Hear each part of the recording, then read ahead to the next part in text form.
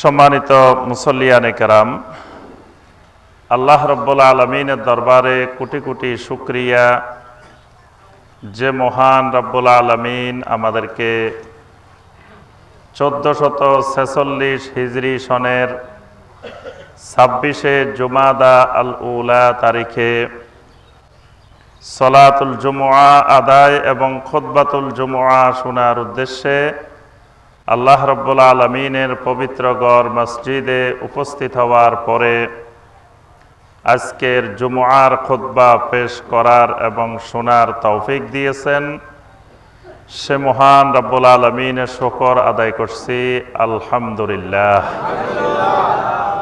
সম্মানিত মুসল্লিয়ানে কেরাম, আজকের খুতবায় আমরা যে বিষয়টি সংক্ষিপ্তভাবে আলোচনা করার চেষ্টা করব ইনশাআল্লাহ, বিষয়টি হলো আদ-দুআ, ফাদলুহু ওয়া আদাবুহু ওয়া শুরুতুহু ওয়া মাওয়ানিউহু। অর্থাৎ আমাদের সকলের অত্যন্ত পরিচিত একটি বিষয়, বিষয়টি হলো দোয়া। দোয়া এটি আল্লাহ রব্বুল আলমিনের একটি গুরুত্বপূর্ণ ইবাদত, এটি একটি ইবাদা। আল্লাহ রব্বুল আলমিন আমাদেরকে সৃষ্টি করেছেন ইবাদতের জন্য। বান্দার মূল কাজ, বান্দা জমিনে ইল্লা লিওয়াহিদুনি বিল ইবাদাহ, অর্থাৎ একমাত্র আল্লাহ রব্বুল আলমিনের ইবাদত করার মাধ্যমে আল্লাহ রব্বুল আলমিনের হক, আল্লাহর অধিকার বাস্তবায়ন করবেন। এটা বান্দার উপরে আল্লাহ রব্বুল আলমিনের অধিকার। সুতরাং ইবাদত সম্পর্কে জানা এটা বান্দার মৌলিক এলেম। কারণ আমাকে আল্লাহ রব্বুল আলমিন বানাইছেনই ইবাদতের জন্য, তাহলে আমার কাজ ইবাদত করা। তাহলে আমি যে মালিকের কাজ করি, তো সেই মালিক থেকে আমাকে বুঝে নিতে হবে যে আমার কাজটা কিভাবে করতে হবে। আমাকে মালিক ধান কাটার জন্য নিয়ে আসছে, এখন আমি কি করলাম, যেহেতু আমার কাজে ধান কাটা, আমি মাঠে যাই, একাধারে যার জমি হোক ধান কাটা শুরু করে দিচ্ছি। আমার কাজ ধান কাটা, আমি ধান কাটতেছি, কিন্তু ধান কাটার আগে কিছু কাজ আছে। কাজ শুরু করার আগে আমাকে মালিকের থেকে জেনে নিতে হবে ওনার জমি কোনটা, ওনার জমি দেখাই দিতে হবে। তারপর আমি ধান কাটতে গেছি, ধান কোন জায়গা দিয়ে কাটবো। ধান কয়েক রকমে কাটা যায়, একবারে নিচে দিয়েও কাটা যায়, মাঝখান বরাবরও কাটা যায়, উপরে ছড়াগুলোও কাটা যায়। কারণ আমার মালিক কোন ধরনের চান, ওনার কি খেরের দরকার আছে নাকি দরকার নাই। দরকার থাকলে নিচে দিয়ে কাটতে হবে, না হয় মাঝখান দিয়ে কাটতে হবে, না হয় ছড়াগুলো কেটে আনতে হবে ওনার প্রয়োজন অনুযায়ী। তারপরে আমি আনবো কিভাবে, আনারও কয়েকটা পদ্ধতি আছে, সিস্টেম আছে। তাহলে এই কাজগুলো মালিকের কাজ শুরু করার আগে মালিক থেকে বুঝে নিতে হয়। তা আল্লাহ রব্বুল আলমিন বান্দাকে সৃষ্টি করেছেন ইবাদতের জন্য, ইবাদতেই বান্দার কাজ। কিন্তু বান্দা যদি নিজের ইচ্ছা মতো ইবাদত শুরু করে দেয়, তখন এই ইবাদত মালিকের কাছে, মাবুদের কাছে গ্রহণযোগ্য হয় না। এই কারণে প্রত্যেকটা ইবাদতের সাথে এলেম ফরজ। আগে এলেম, পরে ইবাদত। এজন্য ইমাম বুখারী রাহিমাহুল্লাহ সহিহ আল বুখারীতে একটি বাবের, একটি অধ্যায়ের শিরোনাম করেছেন এইভাবে, যে বাবুল ইলমে কাবলাল কাউলে ওয়াল আমল। কথা বলার আগে, আমল করার আগে এলমের অধ্যায়। মানে একজন মুমিন কথা বলতে হলে আগে এলেম লাগবে। যেমন আমি এখন কথা বলতেছি, কথা বলার আগে আমাকে এই কি কথা বলবো এটা পড়াশোনা করে এলেম অর্জন করে আসা লাগছে। পড়াশোনা না করে, এলেম অর্জন না করে এখানে কথা বলা যাবে না, ইসলামের কথা বলা নিষেধ, যাবে না। আবার আমল করতে হলে আমলের আগেও এলেম লাগবে। ইমাম বুখারী রাহিমাহুল্লাহ এই অধ্যায়টা শিরোনাম দিয়ে দলিল দিয়েছেন সূরা মুহাম্মাদের 19 নম্বর আয়াত। আল্লাহ রাব্বুল আলামিন বলছেন, ফা'লাম আন্নাহু লা ইলাহা ইল্লাল্লাহ ওয়াস্তাগফির লিযামবিকা ওয়ালিল মুমিনিনা ওয়াল মুমিনাত। ফা'লাম, এলেম শিখো, জানো, বুঝো ভালো করে। কি বুঝবা? দুটা জিনিস বুঝতে হবে, কারণ জান্নাতে যেতে হলে তোমার দুটা জিনিস লাগবে। একটা তোমার বিশুদ্ধ ঈমান লাগবে, আর একটা আমলে সালেহ লাগবে। তো এই কারণে আল্লাহ পাক প্রথম বলছেন তোমাকে প্রথম শিখতে হবে আন্নাহু লা ইলাহা ইল্লাল্লাহ, তাওহীদের জ্ঞান, তাওহীদের ইলম প্রথম তোমার উপরে ফরজ করা হলো। তারপরে ওয়াস্তাগফির লিযামবিকা ওয়ালিল মুমিনিনা ওয়াল মুমিনাত। ইস্তিগফার, ইস্তিগফার একটা ইবাদত, আমল। তো আমলেরও ইলম শিখতে হবে। তাহলে প্রত্যেকটা ইবাদতের ব্যাপারে ইলম শিখা ফরজে আইন। তো এই ইবাদতগুলোর মধ্য থেকে গুরুত্বপূর্ণ একটি ইবাদত হলো দোয়া। এটাকে আল্লাহ রাব্বুল আলামিন কোরআনে কারীমের মধ্যে এই দোয়াকে ইবাদত হিসাবে আল্লাহ পাক নিজে ঘোষণা দিয়েছেন। কোরআনে কারীমে আল্লাহ পাক সূরা গাফিরের ৬০ নম্বর আয়াতে আল্লাহ পাক বলছেন, وَقَالَ رَبُّكُمُ ادْعُونِي أَسْتَجِبْ لَكُمْ إِنَّ الَّذِينَ يَسْتَكْبِرُونَ عَنْ عِبَادَتِي سَيَدْخُلُونَ جَهَنَّمَ دَاخِرِينَ। وَقَالَ رَبُّكُمْ, তোমাদের রব বলতেছেন, মানে তোমাদের রব তোমাদেরকে নির্দেশ দিচ্ছেন। আল্লাহর বলা মানে নির্দেশ দেওয়া। তোমাদের রব তোমাদেরকে নির্দেশ দিচ্ছেন উদউনি, একমাত্র দোয়া করো আমার কাছে। করলে কি করব আমি? আস্তাজিব লাকুম, আমি তোমার দোয়ায় সাড়া দিব, তোমার দোয়া কবুল করব। সুবহানাল্লাহ। আল্লাহ ওয়াদা দিচ্ছেন বান্দার সাথে, বান্দা তুমি আমাকে ডাক দিলে, আমার কাছে দোয়া করলে, আস্তাজিব লাকুম, আমি তোমার ডাকে সাড়া দিব, তোমার ডাকে আমি জবাব দিব। আস্তাজিব জবাব থেকে, আমি জবাব দিব, উত্তর দিব তোমার ডাকে। এর সাথে সাথে আল্লাহ পাক বলছেন, ইন্নাল্লাযীনা ইস্তাকবিরুনা আন ইবাদাতি, যে লোক আমার ইবাদত থেকে অহংকার প্রদর্শন করে, সায়াদখুলুনা জাহান্নামা দাখিরিন, অচিরে লাঞ্ছিত হয়ে তারা জাহান্নামে যাবে। নাউযুবিল্লাহ। এখানে আল্লাহ পাক বলেন ইন্নাল্লাযীনা ইস্তাকবিরুনা আন ইবাদাতি, এই ইবাদাতি আমার ইবাদত। তাহলে প্রথম বলছেন আয়াতের শুরুতে দোয়ার কথা বলছেন, তারপরে বলছেন ইবাদাতি, মানে দোয়াটাকে আল্লাহ রাব্বুল আলামিন ইবাদত হিসেবে উল্লেখ করেছেন। নবী সাল্লাল্লাহু আলাইহি সাল্লাম একেবারে সরাসরি ঘোষণা দিয়েছেন, আদ-দুআউ হুয়াল ইবাদাহ। আমাদের দেশে একটা বেশি প্রচলিত হলো আদ-দুআউ মুখ্যুল ইবাদাহ, এটা বেশি প্রচলিত। কারণ ওই যে বেদাতি দোয়ার সপক্ষে তখন ওই দলিলটা পেশ করে বেশি বেশি। দেখবেন যে যারা ওয়াজ মাহফিলের শেষে সম্মিলিত মুনাজাত, আখেরি মুনাজাত করে, কয় ভাই সবাই বসেন বসেন, আপনারা কেউ মুনাজাত না করে যাবেন না, কেউ আখেরি মুনাজাত ছাড়া যাবেন না, কারণ আদ-দুআউ মুখ্যুল ইবাদাহ, সকল ইবাদতের মগজ, সকল ইবাদতের মূল দোয়া। আপনি চলে গেলে ওয়াজ মাহফিলে কিচ্ছু পাইবেন না, আসলে মুনাজাত করে গেলেই সে কিচ্ছু পাবে না। ঘটনা হয়েছে উল্টা, সেই যদি মুনাজাত করে যায় তো ওয়াজ মাহফিলে যা শুনছে যাওয়ার সময় খালি হাতে যাবে, কারণ একটা বেদাত করে গেল। তো বেদাত করলে সব আমল কি হয়ে যায়?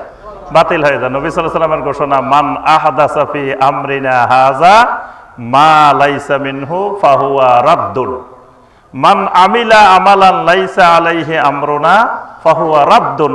তাহলে সে যা ওয়াজ মাহফিলে পাইছিল, যদি সেই কাফফারাতুল মাজলিসের দোয়া পড়তে পড়তে যাইতো, তাহলে আল্লাহ পাক ঘোষণা দিতেন, ইরজিউ ফাকাদ গাফারতু লাকুম, বান্দা তুমি তোমার বাড়ির দিকে ফিরে যাও, আমি তোমার জীবনের সমস্ত গুনাহ ক্ষমা করে দিলাম। সুবহানাল্লাহ। সে ক্ষমা নিয়ে, মাগফিরাত নিয়ে বাড়িতে যাওয়ার কথা ছিল, কিন্তু সে ওই আখেরি মুনাজাতের জন্য বসে রয়েছে, সে ওই বেদাতি দোয়ার জন্য বসে রয়েছে। বসে থাকার কারণে সে খালি হাতে বাড়ি চলে গেছে, সে কিছুই নিতে পারে নাই, কিন্তু সে প্রতারণার শিকার হয়েছে। সে দাড়িওয়ালা, টুপিওয়ালা, মুফতি সাহেব, বুজুর্গ সাহেব, ফির সাহেবের দ্বারা প্রতারণার শিকার হয়েছে। এই কারণে আল্লাহ পাক সূরা আল ইনফিতারের মধ্যে মানুষকে ডেকে বলছেন, ইয়া আইয়ুহাল ইনসান মা গাররাকা বিরাব্বিকাল কারীম। ও মানুষেরা, তোমাদেরকে কে রব্বে কারিমের থেকে ধোকায় ফেলে দিয়েছে? মা গাররাকা, গাররা হলো গুরুর থেকে, গুরুর মানে ধোকাবাজি, প্রতারণা। তোমাকে কে প্রতারণায় ফেলে দিছে, ধোকাবাজির মধ্যে ফেলে দিছে? বিরাব্বিকাল কারীম, তোমার রব্বে কারিমের ব্যাপারে। তো রব্বে কারিমের কালামের সাথে যদি আমার সম্পর্কই না থাকে, তো আমাকে তো ধোকা দিবেই। যদি রব্বে কারিমের কালাম আমার সামনে বিদ্যমান, কোরআনে কারিম বিদ্যমান, তা আমার রবের কালামের সাথে যদি আমার সম্পর্ক থাকতো, তাহলে আমাকে কেউ ধোকা দিতে পারত না। এখন আমি তো কই যে না বাড়ি, আমি কিচ্ছু জানি না, আমি একবারে মূর্খ মানুষ, হুজুরেরা যা কয় তা। তো তুমি ধোকায় পড়বে না, আর কে ধোকায় পড়বে? তুমি তো ধোকায় পড়া স্বাভাবিক। তুমি যদি বলো যে এটা 500 টাকার নোট না, 1000 টাকার নোট না, 20 টাকার নোট, আমি চিনি না, এটা আমার চিনারও দরকার নাই। যারা অর্থনীতিবিদ তারা চিনবো টাকার সম্পর্ক অর্থনীতিবিদের সাথে। সুতরাং অর্থনীতিবিদেরা যদি এটা আমাকে 1000 টাকা বলে, 1000 টাকা, 20 টাকার নোট একটা দিই, তোমার করলো যে এটা 1000 টাকার নোট, বললো যে ভাই আমার চিনারও দরকার নাই, যেহেতু অর্থনীতিবিদ বলছে, উনি কি না জানি বলছে নাকি? এটা কিন্তু কয় না। মুরব্বী কিন্তু এই জায়গায় ঠিক আছে, এই জায়গায় কিন্তু কখনো কয় না যে আমার একজন অর্থনীতিবিদ বলে দিছে এটা 1000 টাকার নোট, আমি মূর্খ মানুষ কি চিনি?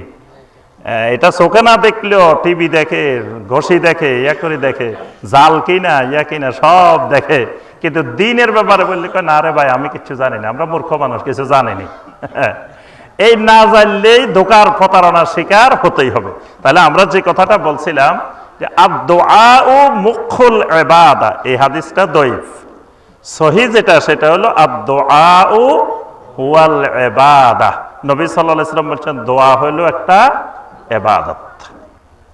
আচ্ছা, এবার আসেন, দোয়া যেহেতু ইবাদত, তাহলে ইবাদতের সাথে ঈমানের যেই 3টা উসুল, 3টা উসুলের কানেকশন আছে।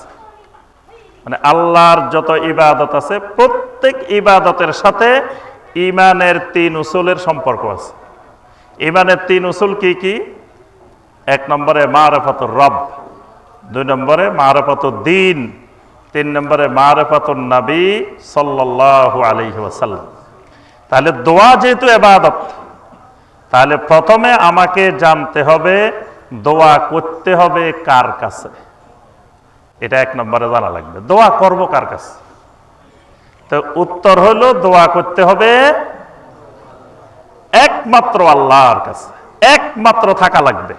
মানে আল্লাহ রাব্বুল আলামিন ছাড়া আর কারো কাছে দোয়া করা যাবে না। আল্লাহ পাক কোরআনে কারিমে বলছেন, ওয়া মান ইয়াদউ মা'আল্লাহি ইলাহান আখার লা বুরহানা লাহু বিহ।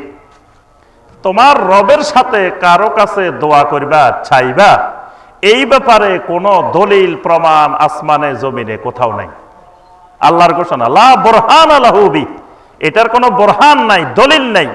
অর্থাৎ দোয়া করতে হবে একমাত্র আল্লাহর কাছে। ওয়া আন্নাল মাসাজিদা লিল্লাহ ফালা তাদউ মা'আল্লাহি আহাদা, সূরা আল জিনের 18 নম্বর আয়াত। ওয়া আন্নাল মাসাজিদা লিল্লাহ।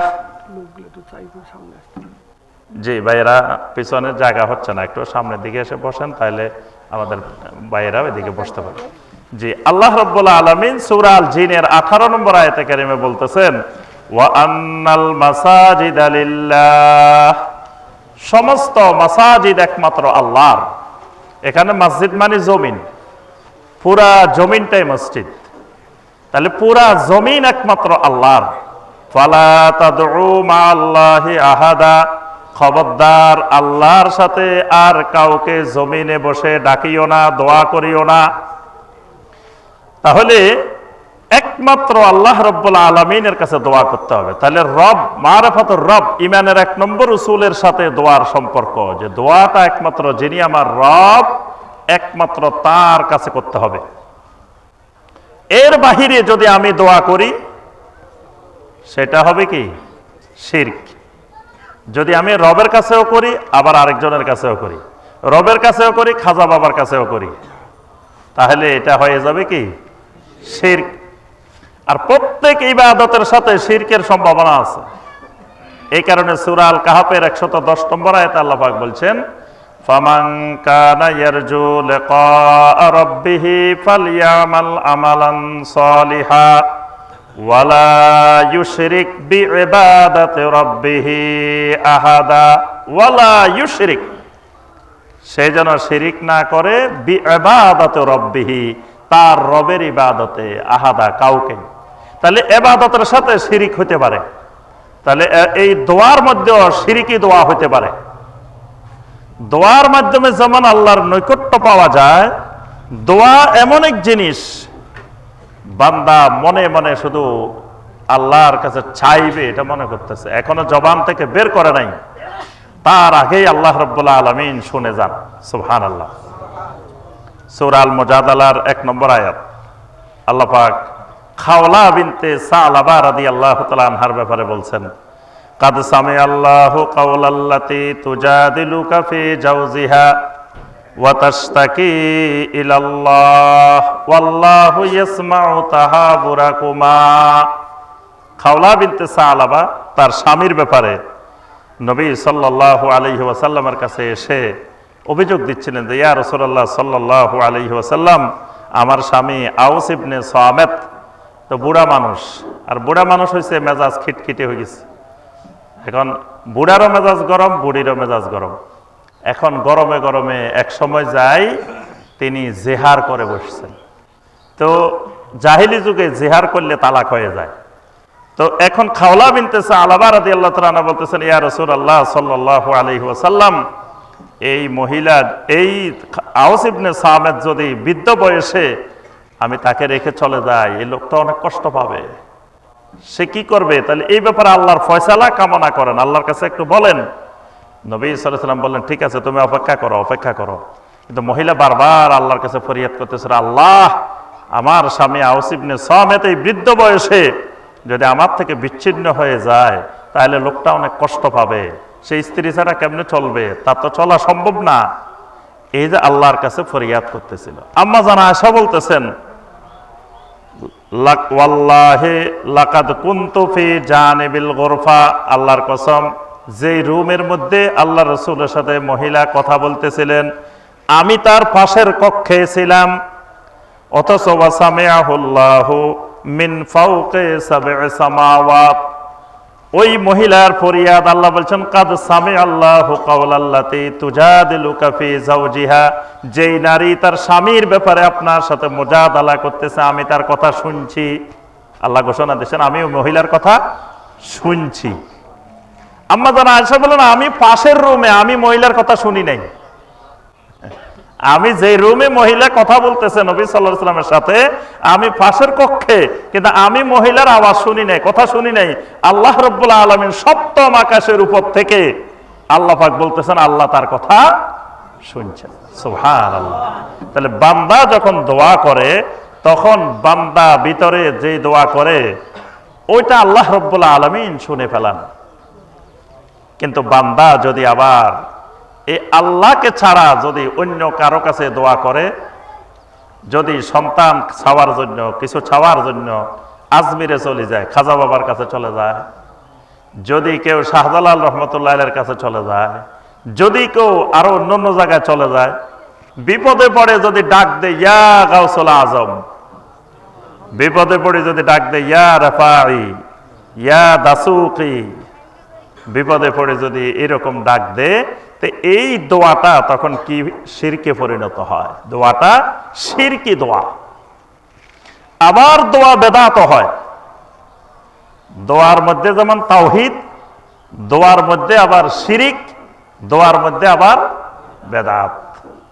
যেমন যেহেতু এটা ইবাদত, তো প্রত্যেকটি ইবাদত নবী সাল্লাল্লাহু আলাইহি ওয়াসাল্লাম যেভাবে করেছেন, কিয়ামত পর্যন্ত ইবাদতটা সেভাবেই করা লাগবে, এর বাহিরে ইবাদত করার কোনো সুযোগ নাই। তাহলে দোয়া একটা ইবাদত, এটা নবী সাল্লাল্লাহু আলাইহি ওয়াসাল্লাম যেখানে যেভাবে করেছেন, কিয়ামত পর্যন্ত ওই দোয়াটা সেখানে সেভাবে করলে সুন্নত। যদি ওই পদ্ধতির বাহিরে কেউ দোয়া করে তখন এই দোয়া হয়ে যাবে বেদাত। কিসের কারণে বেদাত? পদ্ধতির কারণে বেদাত। যদি কেউ মনে করে আমি তো খারাপ কাজ করতেছি না, আমি আল্লাহর কাছে একটু চাইতেছি, তো চাওয়াটা একটা ইবাদত। এই চাওয়াটা নবী সাল্লাল্লাহু আলাইহি সাল্লাম যেভাবে যেখানে চেয়েছেন ঠিক সেইভাবে সেখানে চাইতে হবে। যেমন ধরেন নবী সাল্লাল্লাহু আলাইহি ওয়াসাল্লাম মসজিদে ঢোকার সময় দোয়া করেছেন, মসজিদ থেকে বের হওয়ার সময়ও দোয়া করেছেন। মসজিদে ঢোকার সময় কি দোয়া? বিসমিল্লাহ ওয়াসসালাতু ওয়াসসালামু আলা রাসূলিল্লাহ আল্লাহুম্মা ইফতাহ লি আবওয়াবা রাহমাতিক আল্লাহুম্মা ইগফির লি যুনুবি আউযু বিল্লাহিল আযীম ওয়া বিওয়াজহিহিল কারীম ওয়া সুলতানিহিল কাদীম মিনাশ শাইতানির রাজীম। এটা হলো মসজিদে ঢোকার দোয়া। আবার যখন মসজিদ থেকে বের হব তখন বিসমিল্লাহ ওয়াসসালাতু ওয়াসসালামু আলা রাসূলিল্লাহ আল্লাহুম্মা ইন্নী আসআলুকা মিন ফাদলিক, অথবা আল্লাহুম্মা ইফতাহ লি আবওয়াবা ফাদলিক আল্লাহুম্মা আসিমনি মিনাশ শাইতান। এটা হলো মসজিদ থেকে বের হওয়ার দোয়া। এখন নবী সাল্লাল্লাহু আলাইহি ওয়াসাল্লাম ঢুকতেও দোয়া করছেন, বের হইতেও দোয়া করছেন, কিন্তু নবী সাল্লাল্লাহু আলাইহি ওয়াসাল্লাম কখনো হাত এখানে তোলেন নাই, মানে হাত তোলা ছাড়া দোয়া করছেন। আর আপনি যদি মসজিদে ঢোকার সময় হাত তুলি বিসমিল্লাহ ওয়াসসালাতু ওয়াসসালামু আলা রাসূলিল্লাহ আল্লাহুম্মা ইফতাহ লি আবওয়াবা রাহমাতিক হাত তুলে দোয়া করেন, তখন এই দোয়া কি হয়ে যাবে? বেদাত হয়ে যাবে। যদি বলেন তো আমি আমার আল্লাহর কাছে চাইতেছি, হাত তুলতেছি, এটা আপনার আবেগী কথা, কিন্তু ইসলাম আবেগ দিয়ে চলে না, ইসলাম চলে কি দিয়ে? দলিল দিয়ে। তো নবী সাল্লাল্লাহু আলাইহি ওয়াসাল্লাম এখানে হাত তুলে দোয়া করাটাকে কল্যাণকর মনে করেন নাই। আচ্ছা, এরপরে ধরেন আপনি নবী সাল্লাল্লাহু আলাইহি ওয়াসাল্লাম খাওয়ার আগেও দোয়া করছেন, খাওয়ার পরেও দোয়া করছেন, কিন্তু হাত তোলেন নাই। নবী সাল্লাল্লাহু আলাইহি ওয়াসাল্লাম বাথরুমে যাওয়ার আগেও দোয়া করছেন, বাথরুম থেকে বের হয়েও দোয়া করছেন।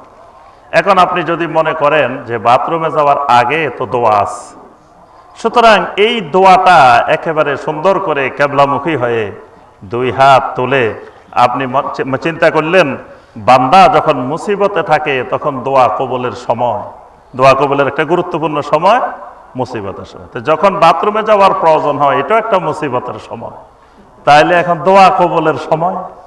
আপনি একবারে কিবলামুখী হয়ে অনেকক্ষণ ধরে আল্লাহর কাছে কান্নাকাটি করে দোয়া করলেন, দোয়া করে তারপরে বাথরুমে গেলেন, আবার বের হয়ে আবার কতক্ষণ দোয়া করলেন।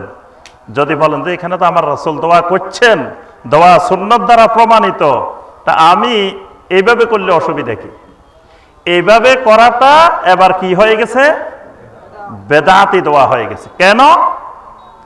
ওই কাইফিয়াতে মিলে নাই। নবী সাল্লাল্লাহু আলাইহি ওয়াসাল্লাম যেই কাইফিয়াতে, যেই পদ্ধতিতে এখানে দোয়া করছেন ওই পদ্ধতির সাথে মিলে নেন।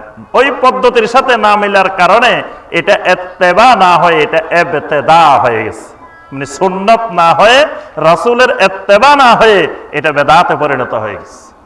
তাহলে বোঝা গেল দোয়া আল্লাহর এমন একটি ইবাদত যেটার দ্বারা তাওহীদ কায়েম হয়, আবার এই দোয়ার দ্বারা শিরকও হয়, আবার এই দোয়ার দ্বারা বেদাত হয়।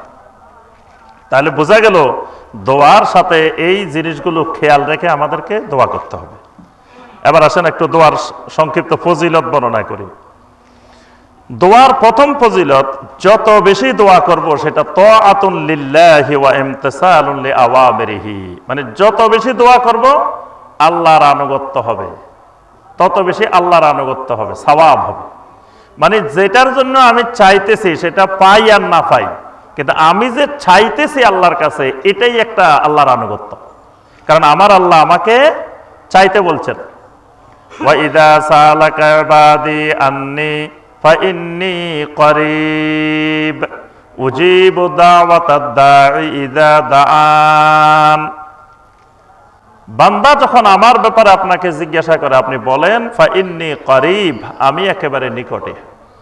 উজিব দাওয়াতাদ দাঈ ইযা দাআন, বান্দা যখন আমার কাছে দোয়া করে আমি সাথে সাথে সাড়া দিই। তাহলে বান্দাকে দোয়া করতে আল্লাহ বলছেন, বান্দা যত দোয়া করবে তত সওয়াব হবে। আল্লাহর আনুগত্য করতেছে, যত বেশি দোয়া করবে তত অহংকার থেকে মুক্ত হয়ে যাবে। আল্লাহর কাছে দোয়া না করা এটা একটা অহংকার। আল্লাহ পাক সূরা গাফিরের 60 নম্বর আয়াতে বলেছেন, ইন্নাল্লাযীনা ইস্তাকবিরুনা আন ইবাদাতি, অহংকারের কথা বলছেন। তাহলে দোয়া না করা, না চাওয়া, যদি আমি মনে করি আমার আল্লাহ তো সব জানে নেই, আর চাওয়ার দরকার কি, আমার কি দরকার, এটা একটা অহংকার। মানে আল্লাহ রাব্বুল আলামিন এটা পছন্দ করেন যে বান্দা অনুনয় বিনয় করে আমার কাছে চাক, আমার কাছে কান্নাকাটি করুক, আমার কাছে চাক, এটা আল্লাহর পছন্দ।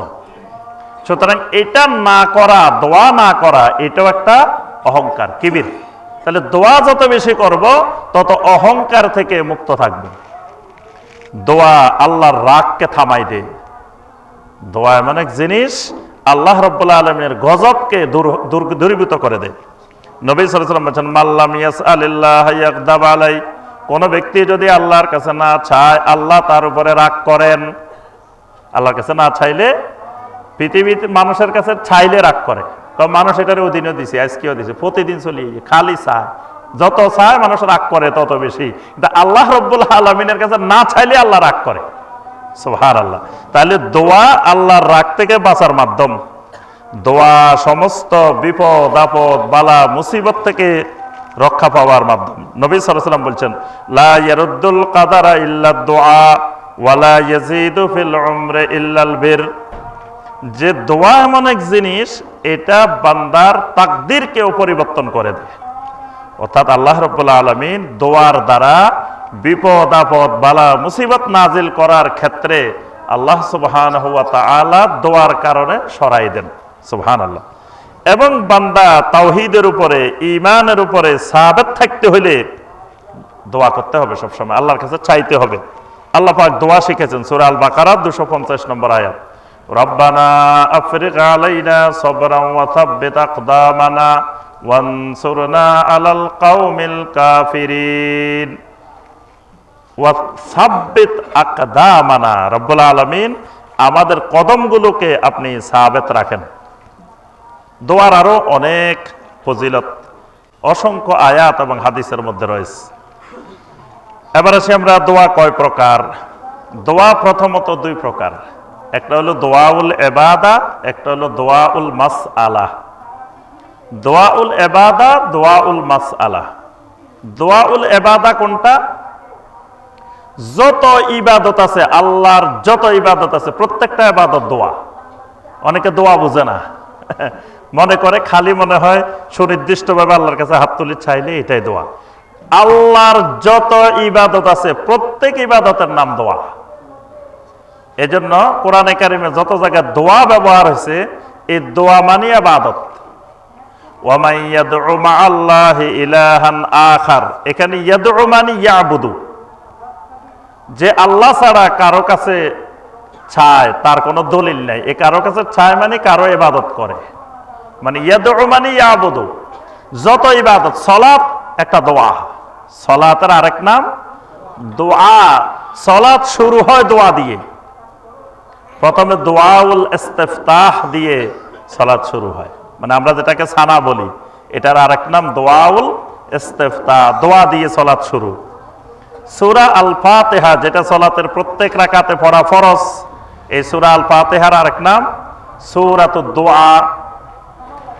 রুকুর মধ্যে গেলে দোয়া, সাজদার মধ্যে গেলে দোয়া, রুকু থেকে উঠলে দোয়া, দুই সাজদার মাঝখানে দোয়া, বৈঠকের মধ্যে আত্তাহিয়াতু যেটা পড়ি এটা দোয়া, দরুদ যেটা পড়ি এটা দোয়া, দোয়ায়ে মাসুরা যা পড়ি এটা দোয়া, সালাম ফিরাই এটাও দোয়া। মানে পুরা সালাতটাই একটা দোয়া। তারপরেও মূর্খ মানুষগুলা দেখবেন, আপনি সালাত শেষ করছেন, তাও কয় ভাই দোয়া না করি যাইয়েন না, বসেন দোয়া হইব। এতক্ষণ যে প্রথম থেকে শেষ পর্যন্ত সে কি করছে এটাই বুঝে নাই। সে তো সালাতের শুরু থেকে সালাম ফিরানো পর্যন্ত পুরাটাই দোয়া করছে, কিন্তু সে মনে করছে দোয়া হয় নাই। দোয়া তার শেষ, এবার হইব জিকির। সালাম ফিরাইছে, দোয়া শেষ হয়েছে, এবার কি হবে? জিকির হবে, কারণ দোয়াটা যে সে করছে, দোয়াটা সুন্নত অনুযায়ী হয়েছে কিনা, আল্লাহ পাক যেভাবে করতে বলছেন সেভাবে হয়েছে কিনা। আমরা তো হক আদায় করি কিন্তু সলাত আদায় করতে পারি না। আমরা সলাত আদায় করি, বাজারের হিসাবও করি, সলাত আদায় করি, সব দুনিয়ার কথা মনে পড়ে সলাতের মধ্যে, খুশু নাই, খুজু নাই, কিছু নাই, মনোযোগ অন্যদিকে। তাহলে আল্লাহ পাক যেভাবে আমাকে দোয়াটা করতে বলছেন সেভাবে করা হয় না। তাই আবার কি করতে হবে? এজন্য দেখেন সালাম ফেরানোর সাথে সাথে আস্তাগফিরুল্লাহ, আস্তাগফিরুল্লাহ, আস্তাগফিরুল্লাহ। এখন আস্তাগফিরুল্লাহ বলা হয় গুনাহ করলে। কি তা আপনি এতক্ষণ কি গুনাহ করছেন? এতক্ষণ সবচেয়ে সেরা ইবাদতটা করছেন, কিন্তু সেরা ইবাদতটা করে কি বলতেছেন? আস্তাগফিরুল্লাহ, আস্তাগফিরুল্লাহ, আস্তাগফিরুল্লাহ। অর্থাৎ এতক্ষণ যেটা করছি আমার আল্লাহ আমার উপরে ফরজ করেছিলেন, এবং এই ইস্তেগফারটা কিন্তু ফরজ সালাতের পরে, সুন্নত নফলের ক্ষেত্রে বলা হয় নাই। তা আমার আল্লাহ আমার উপরে যে সালাতটা ফরজ করছিলেন, এই ফরজটা যেভাবে আদায় করা দরকার ছিল, আমার তাকওয়ার অভাবে, আমার ইখলাসের অভাবে, আমার এলেমের অভাবে, আমার বিভিন্ন সমস্যার কারণে ওইভাবে আদায় করতে পারি নাই। এই কারণে রবের কাছে বলতেছি, রব্বুল আলামিন আমারে ক্ষমা করে দেন, আমার ইবাদতটা কবুল করেন। এই কারণে ইবাদত করার পরেও আস্তাগফিরুল্লাহ। এরপরে বান্দা এবার আল্লাহর জিকির করবে, কারণ জিকির করলে আল্লাহ বেশি খুশি হয়। জিকির করলে আল্লাহ রাব্বুল আলামিন সবচাইতে বেশি খুশি হন, কারণ কোন ইবাদত আল্লাহ বেশি করতে বলেন নাই, শুধু জিকির বেশি করতে বলছেন। ইয়া আইয়ুহাল্লাযীনা আমানু যকুরুল্লাহা যিকরান কাসীরা, বেশি বেশি জিকির করো। তাহলে আমার যে সলাতের মধ্যে ভুল ত্রুটি হয়েছে, সমস্যা হয়েছে, এই সলাতটা কবুল হয়েছে কি হয় নাই আমি আশঙ্কা করতেছি, আমি ভয়ের মধ্যে আছি। এবার আমি বসে বসে আল্লাহর জিকির করব, যাতে আল্লাহ আমার প্রতি রহম করেন, আল্লাহ খুশি হয়ে যান, খুশি হয়ে আল্লাহ আমার সলাতটা কবুল করেন। বান্দা কি করতেছে? এতক্ষণ দোয়া করছে, দোয়া করে আবার কয় বসেন সবাই, হ্যাঁ, এখন আবার হাত তুলে বেদাতি পদ্ধতিতে শুরু করে দিচ্ছে। তাহলে এটা আল্লাহ রাব্বুল আলামিন খুশি না হয় আরো বেজার হওয়ার কারণ। কারণ এটা যদি ফজিলতের কাজ হইতো, তো নবী সাল্লাল্লাহু আলাইহি ওয়াসাল্লাম সালামটা ফিরাই সাহাবায়ে কেরামকে নিয়ে হাত তুলে কতক্ষণ কান্নাকাটি করতেন। এবং মসজিদগুলোতে এমন অবস্থায় বেদাতের, যে এখানে দোয়া করতেছে পিছনে আর মাসবুকেরা সালাত আদায় করতে পারতেছে না। যারা 1 রাকাত পায় নাই, 2 রাকাত পায় নাই, এরা উনার মুনাজাতের ঠেলায়, এর আওয়াজে ওইদিকে সালাত আদায় করতে পারতেছে না।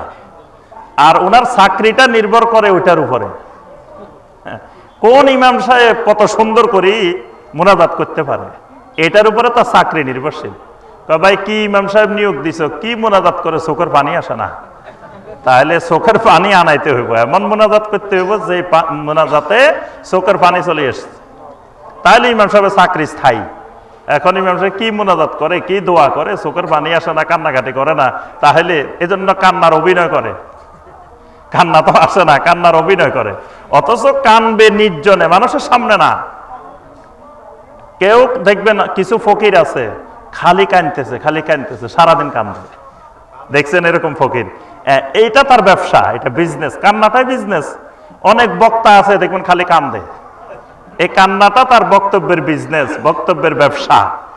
ওই কান্নার কারণে তারা নিয়ে যায় মানুষ, এটা দিয়ে সে ব্যবসা বাণিজ্য করে, হেলিকপ্টারে যায়, 1 লাখ টাকা করে বাজেট নেয়, তারপরে এটা তার ব্যবসার কান্না। কিন্তু যেটা আল্লাহর ভয়ে কান্না, সেটাকে নবী সাল্লাল্লাহু আলাইহি ওয়াসাল্লাম বলছেন, ওয়ারাজুলুন যাকারাল্লাহ খালিয়ান ফাফাদাত আইনাহু। 7 শ্রেণীর মানুষকে আল্লাহ রাব্বুল আলামিন আরশে আজিমের নিচে স্থান করে দিবেন। তন্মধ্যে ওই মানুষগুলা, যে মানুষগুলো রাজুলুন যাকারাল্লাহ খালিয়ান, একাকী নির্জনে চুপে চাপে মানুষের গোপনে, মানুষের আড়ালে গিয়ে আল্লাহর জিকির করে বসে বসে। ফাফাদাত আইনাহু, আল্লাহর জিকির করে আর তার চোখ থেকে পানি পড়ে, আল্লাহর ভয়ে কাঁদে, খাশিয়াতুল্লাহর কারণে কাঁদে। নবী সাল্লাল্লাহু আলাইহি ওয়াসাল্লাম বলেন, 3টা চোখ এমন আছে যে 3 চোখকে আল্লাহ রাব্বুল আলামিন জাহান্নাম দেখাবেন না। 1 নম্বর চোখ হলো হারাসাত ফি সাবিলিল্লাহ, যেই চোখটা আল্লাহর রাস্তায় পাহারা দিছে, অর্থাৎ জিহাদের ময়দানে মুজাহিদদেরকে পাহারা দিয়েছে রাত্রি জাগরণ করে, তারপরে জেহাদের অস্ত্র শস্ত্র পাহারা দিছে, ইসলামী রাষ্ট্রের সীমান্ত পাহারা দিছে, রাত্রি জাগরণ করে।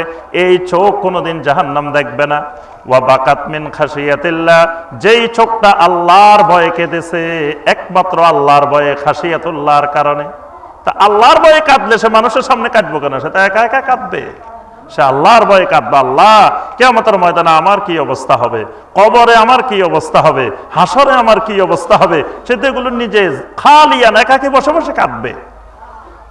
যেই চোখ আল্লাহর ভয়ে কাঁদবে, খাশিয়াতুল্লাহর কারণে কাঁদবে, এই চোখ জাহান্নাম দেখবে না। আরেকটা চোখ আছে, ওয়াকাফাত আন মাহারিমিল্লাহ, আল্লাহ যেদিকে তাকাইতে নিষেধ করছেন সে সেদিকে তাকায় না। সে কোনো বেগানা নারীর দিকে তাকায় না, সে পর্নোগ্রাফির দিকে তাকায় না। মোবাইলের মধ্যে একাকে সুযোগ পাওয়ার পরেও আল্লাহর ভয়ে সে পর্নোগ্রাফি দেখে না, সে হারাম জিনিস দেখে না। এই হারাম জিনিস থেকে যেই চোখ বেঁচে থাকে, এই চোখ জাহান্নামের আগুন দেখবে না। সুবহানাল্লাহ। তাহলে আমরা যে কথাটা বলছিলাম যে প্রত্যেকটা ইবাদতে একটা দোয়া। আল্লাহর যত ইবাদত আছে সমস্ত ইবাদতের আরেক নাম দোয়া। এগুলাকে বলা হয় দোয়াউল ইবাদা, ইবাদতের দোয়া। আরেকটা হলো দোয়াউল মাসআলা। দোয়াউল মাসআলা মানে আমার কিছু একটা দরকার। তো মানুষের দরকার সবসময় 24 ঘন্টায় দরকার, 1 সেকেন্ড দরকার বিহীন নেই। কারণ আমার নিঃশ্বাসটা ঠিক মতো চলা দরকার, 1 সেকেন্ড বন্ধ হয়ে গেলে শেষ। তাহলে আমার সারাক্ষণ এই নিঃশ্বাস আসা যাওয়া দরকার, আমার শরীর সুস্থ রাখা দরকার, কত জিনিস আমার দরকার। তাহলে বান্দার এই দরকারে যখন চাইবে, এই চাওয়াটা একটা দোয়া। তো এই চাওয়াটার মধ্যে আপনার ওই যে তাওহীদ এবং শিরিক, এটাকে আল্লাহ পাক বলছেন ইয়্যাকা না'বুদু ওয়া ইয়্যাকা নাস্তাঈন।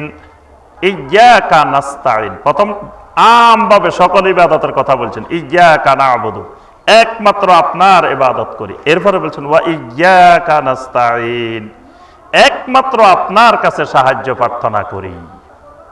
তাহলে এই চাওয়াটা একমাত্র আল্লাহর কাছে চাওয়া, এটা তাওহীদ।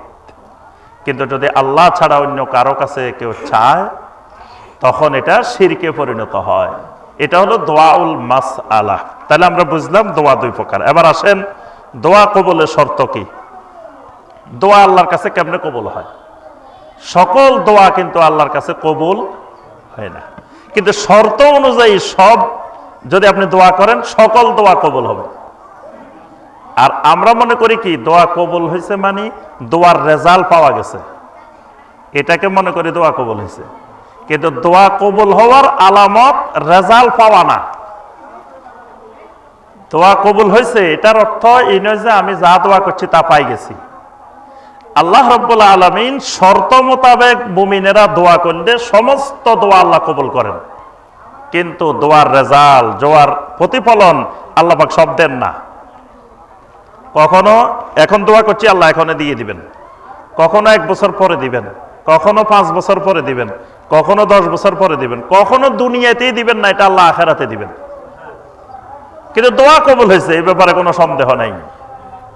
একবার আমি যে এক জায়গায় গেছি, আমারও বলতেছে ভাই শায়েখ আমরা তো অঙ্ক একটা মিলাইতে পারতেছি না। তা আমি বললাম কি অঙ্ক মিলে না আমাকে বলেন দেখি, কোনো এক জায়গায় সূত্র ভুল হয়েছে না, হয়তো অঙ্ক মিলার কথা। তো বলে যে শিরিক আর বেদাত করলে কোনোদিন আল্লাহর ওলি হইতে পারে না, এটা হলো সূত্র। যে কোনো ব্যক্তি শিরিক করলে, বেদাত করলে আল্লাহর ওলি হইতে পারে না। এখন আমাদের এলাকায় যারা বড় বড় আল্লাহর ওলি যারা চলে গেছে বা যারা আছে, এরা দেখি সবাই শিরিকও করে, বেদাতও করে। তা এখন শিরিক বেদাত করে আল্লাহর ওলি হয়েছে কেমনে? তা তো অঙ্ক মিলে নাই, সূত্রের সাথে বাস্তবতার মিলে না। সূত্র হইলো এরা কোনোদিন আল্লাহর ওলি হইতে পারে না, শিরিক করলেও আল্লাহর ওলি হয় না, বেদাত করলেও কোনোদিন আল্লাহর ওলি হইতে পারে না। তো এরা আল্লাহর ওলি হইলো কেমনে? এরা তো শিরিক বেদাত করছে। তা আমি জিজ্ঞেস করলাম, আচ্ছা এরা যে আল্লাহর ওলি হয়েছে আপনি এটা জানলেন কেমনে? এরা যে আল্লাহর ওলি এটা জানলেন কেমনে, আগে ওইটা বলেন। আল্লাহর ওলি কারা? মানে ওলি তো সমস্ত মুমিনে আল্লাহর ওলি আমভাবে। কে আল্লাহ রাব্বুল আলামিনের কাছে বেশি মহব্বতের, এটা তো ইলমে গায়েবের বিষয়, এটা আল্লাহ ছাড়া কেউ জানে না। তা আপনি জানলেন কেমনে? আপনারা আল্লাহর সাথে কি কোনো কথা হয়েছে? মুসা আলাইহিস সালাম ছাড়া, আল্লাহ রাসূল ছাড়া কারোর সাথে তো কোনো কথা হয় নাই। তা আপনারে কে জানাইলো কথাটা? ওই সূত্রটা আগে এটা বাইর করেন। কয় না শায়েখ আমরা তো দেখছি ওনাদের কত কারামত, কত অলৌকিক কাজ কারবার দেখছি, বাঘের পিঠে চড়ে হাঁটছে, ওইটা করছে, এটা করছে, ওখানে আপনার এই পাসপোর্ট হারাই ফেলছে জেদ্দাতে বসেই, চোখ বন্ধ করছে, বরিশাল চলে এসছে। তারপরে আপনার জিকির করতেছে, লা ইলাহা বলতেছে, পুকুরের পানি এদিকে চলে যাইতেছে, ইল্লাল্লাহ বলতেছে, পুকুরের পানি এদিকে চলে যাইতেছে। এই যে কারামত, এগুলোই তো বোঝা যায় আল্লাহর ওলি। তা আমি বললাম যে আপনাদের এই সূত্র এই জায়গায় ভুল হয়েছে, কারণ অস্বাভাবিক কর্মকাণ্ড দেখানোই যদি আল্লাহর ওলি হয়, তো দাজ্জাল জমিনে সবচাইতে বড় আল্লাহর ওলি। কারণ দাজ্জাল যত বেশি অস্বাভাবিক কর্মকাণ্ড দেখাবে, এত বেশি পৃথিবীতে কেউ দেখায় নাই। তাহলে সেই তো বাগদাদের বড় ওলি আপনাদের সূত্র অনুযায়ী।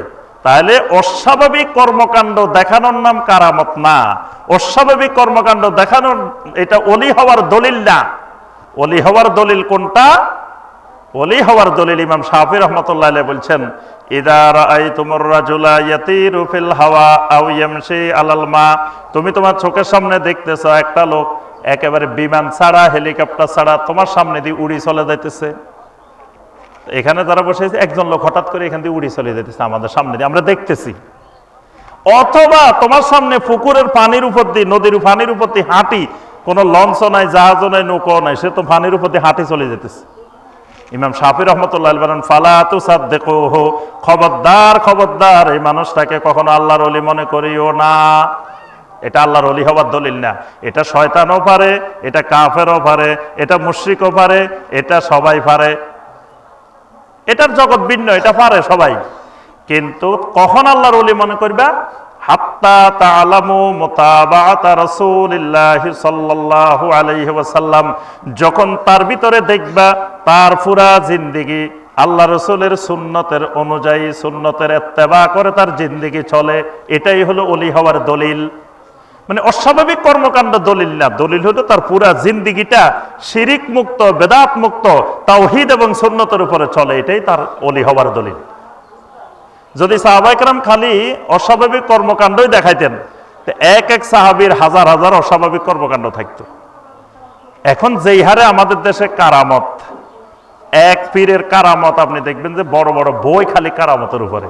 তো এক ধরেন সারা পৃথিবীর ওলি সবগুলারে একত্রিত করলে সাহাবায়ে কেরামের পা মোবারকের সাথে, পায়ের সাথে যে ধুলা লাগতো, ওই ধুলাটা যত বেশি ফজিলতময় ছিল, সব ওলির মর্যাদা ওই ধুলার পরিমাণও হবে না।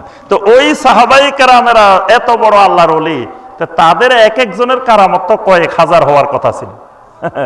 কিন্তু দেখা যায় না, আমরা ওইরকম অস্বাভাবিক কর্মকাণ্ড তেমন একটা দেখি না। অর্থাৎ এর অর্থ হলো যে অস্বাভাবিক কর্মকাণ্ড ওলি হওয়ার দলিল না।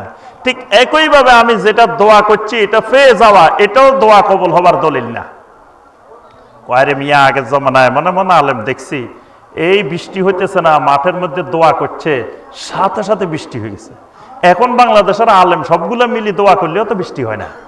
অনেক মুরব্বীরা দেখবেন চা দোকানে বসে বসে কয় মিয়া, এমন এমন আলেম দেখছি, এমন এমন হুজুর দেখছি, অথচ যে হুজুরের কথা কইতেছে ওই হুজুর দুনিয়া শিরিক করছে, বেদাত করছে। এখন বর্তমানে বলে যে দেখো এই হুজুরেরা সবাই মিলে দোয়া করলে বৃষ্টি হয়। তাহলে দোয়া করার সাথে সাথে বৃষ্টি হওয়া এটা তার বুজুর্গের দলিল না, এটা ভুল সূত্র।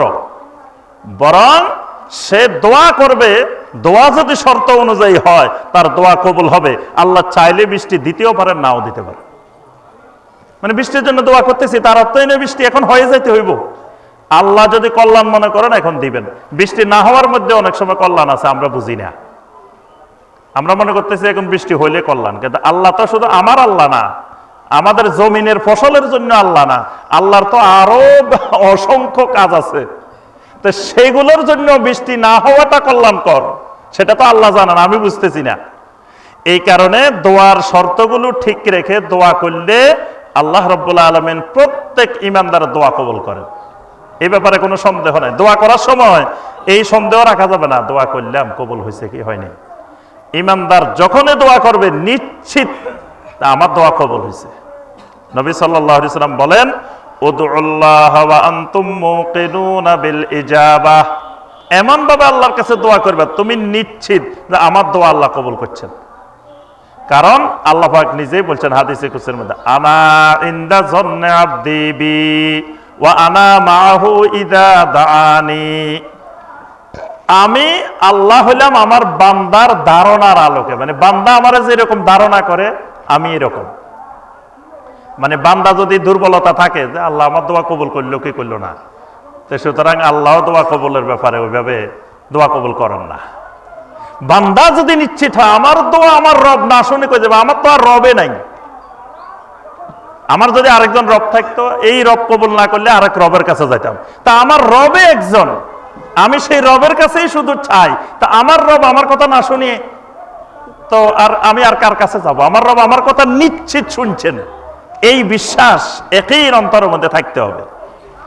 আসেন আমরা দোয়া কবুলের শর্ত কি? এক নম্বর দোয়া কবুলের সময়, দোয়া করার সময় সব সময় তাকে যে এই ইয়াকিনটা অন্তরে বদ্ধমূল করতে হবে যে একমাত্র দোয়া কবুলকারী আল্লাহ রাব্বুল আলামিন, এর বাহিরে আমার দ্বিতীয় কোনো জায়গা নাই। সুতরাং আমার যা দরকার, ছোট্ট একটা জিনিস দরকার, ইজা সাআলতা ফাসআলিল্লাহ, নবী সাল্লাল্লাহু আলাইহি ওয়াসাল্লাম বলেন যা চাইবা, তোমার যা দরকার সেটা একমাত্র আল্লাহর কাছে চাও। কোরআনে কারিমের মধ্যে আল্লাহ পাক সূরা আন-নামলের 62 নম্বর আয়াতে বলছেন, আম্মান ইউজিবুল মুত্তাররা ইযা দাআহু ওয়া ইয়াকশিফুস সু, তারা আল্লাহকে বাদ দিয়ে যাদেরকে ডাকে, এরকম আল্লাহ ছাড়া কেউ কি তাদের দোয়া কবুলকারী আছে? কেউ কি তাদের বিপদ আপদ দূর করতে পারে? এই ক্ষমতা আছে? আল্লাহ প্রশ্ন করছেন। এই কারণে আল্লাহ পাক বলেন ওয়াইয়ামসাসকাল্লাহু বিদুররিন ফালা কাশিফা লাহু ইল্লাহু ওয়া ইন ইউরিদিকা বিখাইরিন ফালা রাদ্দা লিফাদলিহি। যদি আল্লাহ কোনো বিপদ আপদ বান্দাকে দেন, আল্লাহ ছাড়া দ্বিতীয় আর কেউ তার এই মুশকিল, এই বিপদ দূর করতে পারে না। যদি আল্লাহ কাউকে কল্যাণ দেন, তো পৃথিবীর সবাই মিলে এই কল্যাণ ঠেকায় রাখতে পারবে না। তো এই ইয়াকিন যতক্ষণ বদ্ধমূল না হবে ততক্ষণ দোয়া কবুল হবে না। যতক্ষণ আপনি কিছুদিন আল্লাহর কাছে চাইছেন, ছেলে মেয়ে হয় না, পরে কইলেন যে আরে মনে হয় আল্লাহ দিবে না, তো খাজা বাবার কাছে চলে গেছেন। আমার সাথে গত বছর রমজানে এক ভাই ওমরা করতে গেছেন, ছেলে মেয়ে হয় না অনেকদিন। তো পরে ওনার ওখানে যাই বলতেছে, সাহেব আমার মা বলছে তুই ওমরাত যাইস না, ওমরাত না যায় আজমিরে চলে যা, আজমিরে গেলে যা টাকা লাগে সব আমি দিব, মা সব টাকা দিব আজমিরে গেলে, ছেলে মেয়ের জন্য আজমিরে। মানে তার বিশ্বাস আল্লাহর ঘরে গেলে ছেলে মেয়ে পাবা না।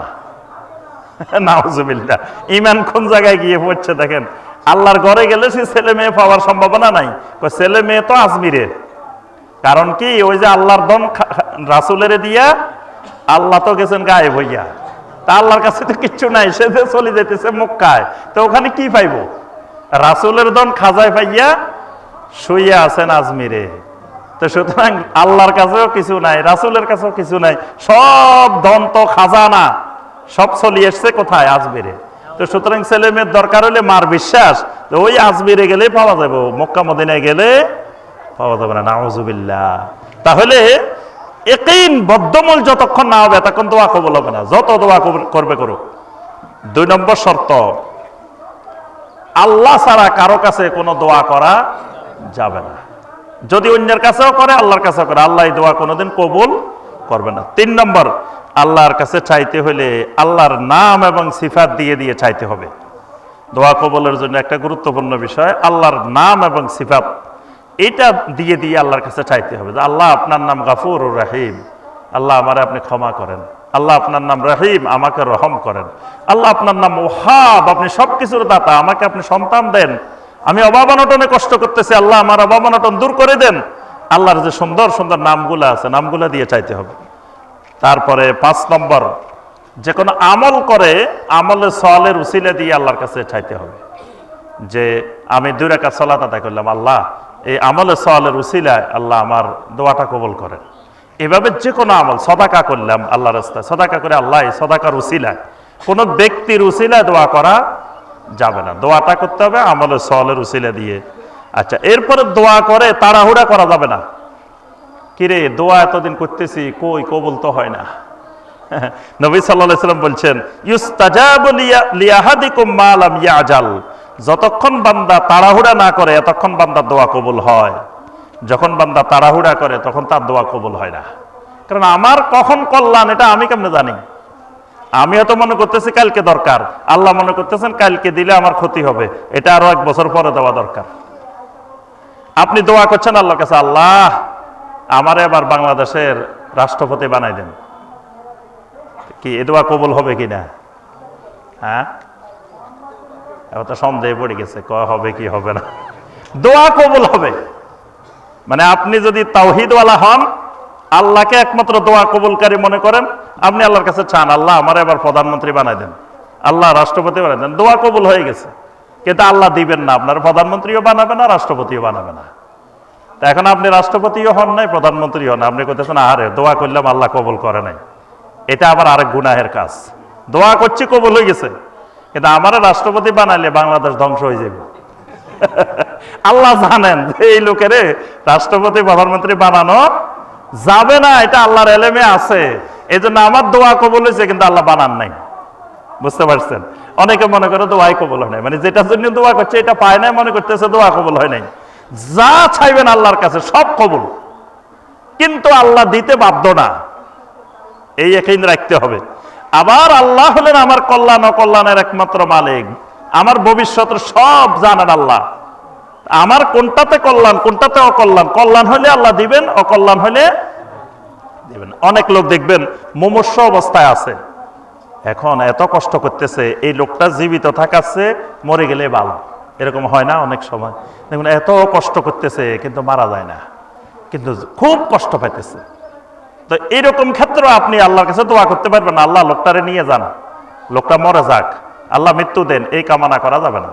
নবী সাল্লাল্লাহু আলাইহি ওয়াসাল্লাম বলছেন তখন তোমরা এরকম পরিস্থিতিতে দোয়া করো, আল্লাহুম্মা আহইনি ইযা কানাতিল হায়াতু খায়রাল লি, আয় আল্লাহ আমারে আপনি ততদিন বাঁচাই রাখেন যতদিন আপনি মনে করেন আমি বেঁচে থাকাটা কল্যাণকর।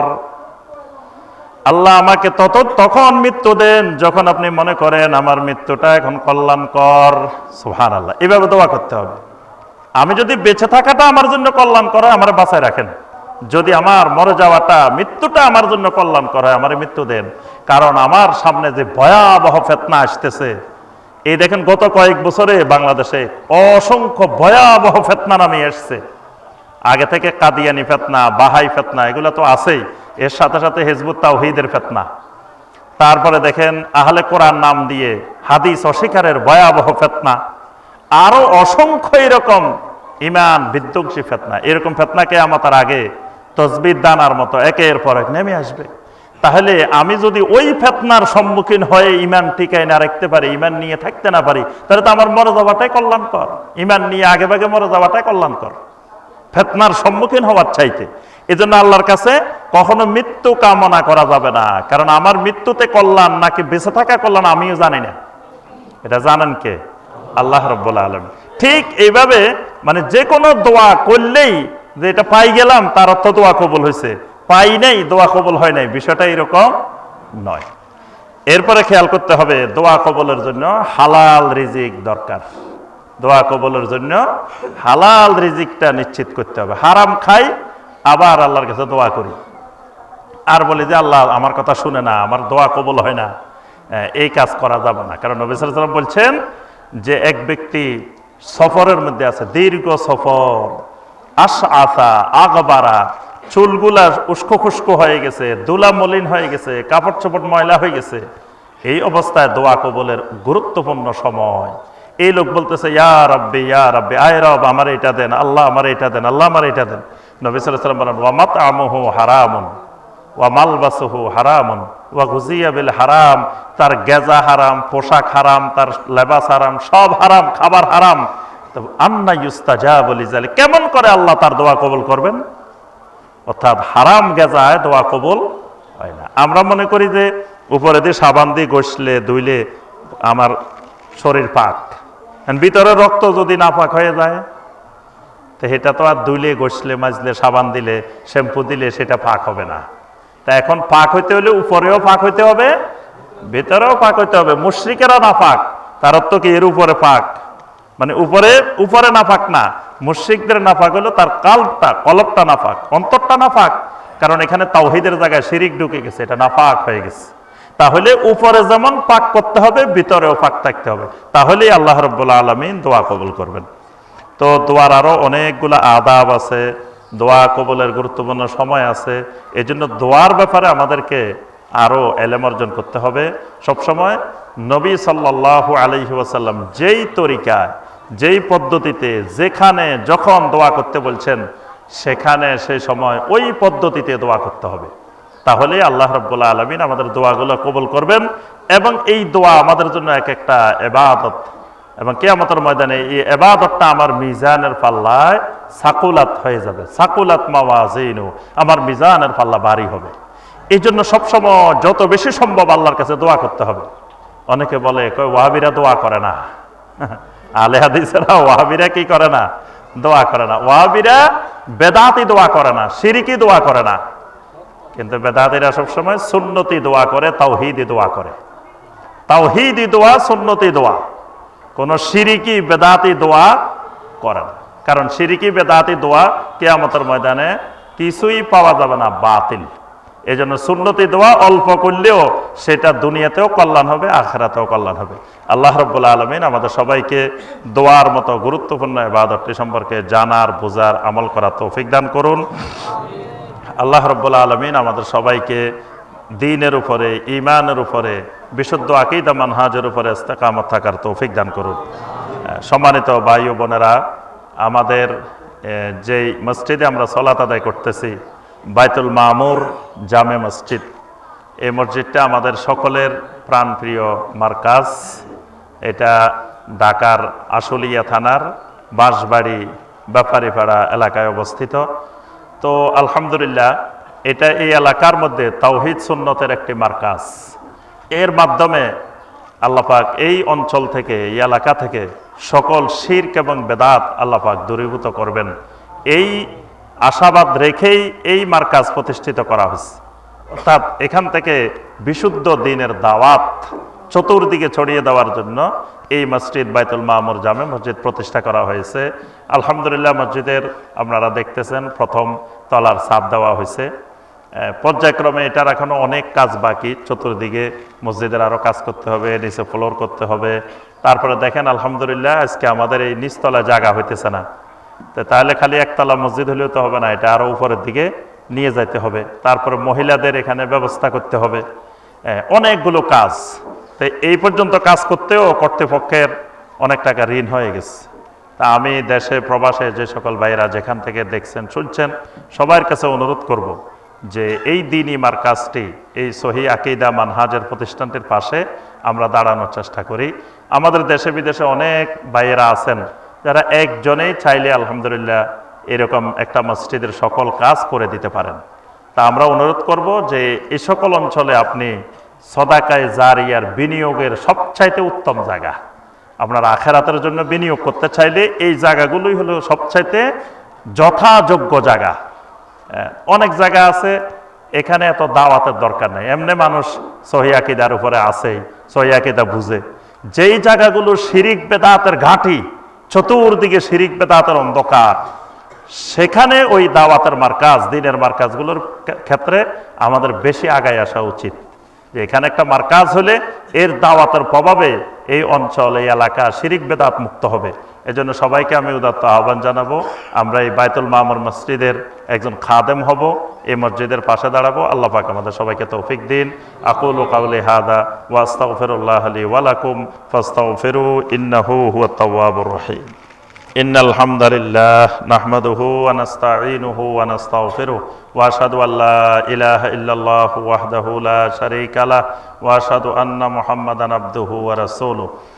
আল্লাহুম্মা সাল্লি আলা মুহাম্মাদিন নাবিয়্যিল উম্মি ওয়া আজওয়াজিহি উম্মাহাতিল মুমিনিন ওয়া যুররিয়্যাতিহি ওয়া আহলি বাইতি কামা সাল্লাইতা আলা আলি ইব্রাহিম ইন্নাকা হামিদুম মাজিদ।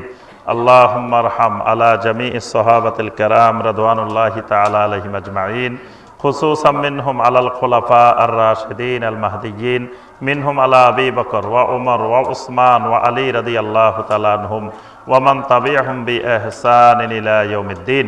اللهم أعز الإسلام والمسلمين اللهم أعز الإسلام والمسلمين اللهم أذل الشرك والمشركين اللهم أذل الشرك والمشركين اللهم أنجِ المستضعفين من المؤمنين اللهم أنجِ المظلومين من المؤمنين اللهم اشدد وطأتك على الظالمين রব্বুল আলামিন আমাদের সালাত আমাদের খুতবা সকল ইবাদতকে আপনি কবুল করে নিন আমাদেরকে প্রকৃত আহলুত তাওহীদ হওয়ার তৌফিক দান করুন আহলুস সুন্নাহ হওয়ার তৌফিক দান করুন আহলুল মাগফিরাহ আহলুত তাকওয়া হওয়ার তৌফিক দান করুন সকল প্রকার শিরিক নেফাক কুফর বেদাত থেকে আমাদেরকে হেফাজত করুন রব্বুল আলামিন এই বাইতুল মামুর জামে মসজিদকে আপনি কবুল করে নিন এই মসজিদের সকল খাদেমদেরকে আপনি কবুল